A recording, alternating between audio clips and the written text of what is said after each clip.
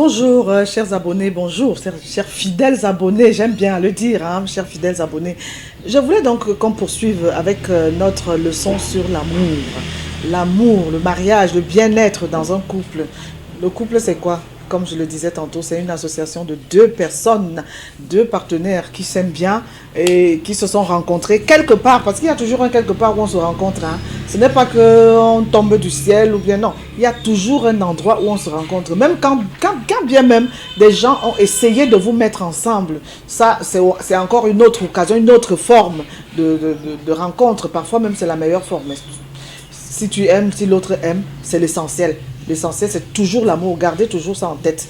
Par contre, maintenant, comment faire donc pour garder longtemps cet amour? Comment faire pour garder très longtemps? Moi, je vous ai dit par expérience que j'ai fait 35 ans dans un ménage. Et je ne voudrais pas que vous tombiez dans les mêmes travers. Il faut essayer d'éviter de tomber dans les mêmes travers. Et comment on va faire? C'est tout ce qu'on va voir tout au long de notre communication. Pendant ce temps, essayez de vous abonner chaque fois. Vous aurez toujours une notification quand nous prendrons l'antenne. Être ensemble, c'est toujours une très bonne chose. Vous vivez en couple, vous êtes monsieur, madame, marié ou pas marié, vous pouvez vivre en concubinage, vous pouvez être marié, vous pouvez ne pas l'être.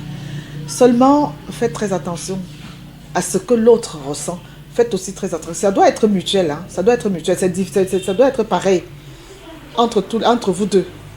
Donc quand vous vivez ensemble, il n'aime pas le coca, ne lui sert pas le coca. Il n'aime pas le tourne-dos, ne lui sert pas le tourne-dos. Il n'aime pas manger ci, ne lui sert pas ça. Donnez-lui toujours ce dont il a envie de manger. Revenez à l'orthodoxie du mariage. Le mariage, c'est deux personnes qui s'aiment.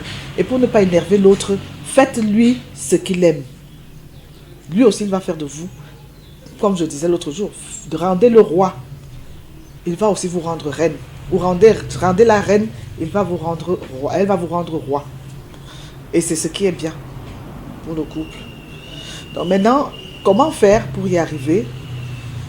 Le soir, quand il rentre, préparez-lui un bon bain aux oligo-éléments. Un très bon bain aux oligo-éléments. Mettez-en du sel si vous voulez, mais attention, s'il est hyper tendu, n'en mettez pas du tout parce que vous savez que ça rentre dans les pores. Lavez-vous très bien proprement, comme il faut, comme il se doit. Hein. Lavez-vous parfaitement. Lavez-vous avec soit du bicarbonate de soude. Ça, c'est pour dissiper toutes les odeurs, pour enlever toutes les odeurs de vous. Vous savez, nous faisons des travaux, parfois des gens vont au chantier, quand ils rentrent le soir, il a transpiré, il faut bien qu'il soit propre quand il va copuler. On va me dire que copuler, ça c'est dit pour les animaux, mais non. Quand il va faire l'amour, oui c'est vrai, quand il va faire l'amour, il faut être propre. Donc prenez du bicarbonate de soude. Chaque fois, nous aurons des astuces comme ça à partager ensemble. Prenez du bicarbonate de soude et ne mettez même pas dans l'eau, frottez partout les endroits où il y a des macérations. Là où il y a de la macération, donc l'entrecuisse, les aisselles, le cou, les oreilles et tout ça. Restez propre. Comme ça fait que quand vous allez commencer vos ébats proprement, vous allez vous sentir à l'aise. Non seulement vous vous sentirez à l'aise, mais vous allez aimer encore davantage votre prochain. Pourquoi? Parce que ça dit qu'il y aura que cette odeur de volupté qui va vous entourer, qui va vous embraser et vous serez très bien. D'accord?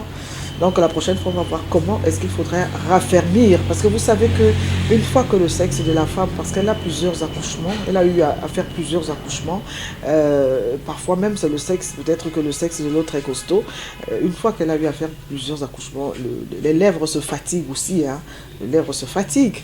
Bon, il faut voir comment est-ce qu'on pourra raffermir ces lèvres-là. Il y a plusieurs recettes, je vais vous donner la bonne recette. Et la prochaine fois, je vais aussi vous donner la recette pour ceux ou celles qui souffrent d'hémorroïdes. Parce que quand je vous l'apprends, c'est une seule fois pour toutes. Vous n'en aurez plus jamais. Qu'on ne vous bouffe plus de l'argent pour les hémorroïdes. Que les firmes pharmaceutiques ne vous prennent plus la thyroïde, la machin et tout ça. Moi, je vais vous montrer le secret des hémorroïdes. Vous n'en aurez plus. La personne, moi, j'ai une dame à qui je viens de soigner les hémorroïdes là. Elle n'y croyait pas. Mais elle est allée au deuxième gobelet, c'était terminé. Donc, on aura toujours des astuces de ce genre. Toujours. Donc, nous serons ensemble. Tant que nous serons ensemble, vous aurez à apprendre. et beaucoup à apprendre de moi et j'aurai aussi à apprendre de vous. Alors, chers abonnés, restez toujours scotchés à Blavi Coach parce que c'est le coaching. Et j'ai pris ça sur moi de vous montrer l'exemple dans ma vie et vous allez vous en inspirer pour essayer de redresser vos vies si jamais elles sont tordues. Je n'ai pas dit qu'elles sont tordues, mais seulement ça peut ajouter un plus ou alors ajouter un peu d'eau à votre moulin. Merci. À Blavi Coach, on se retrouve demain.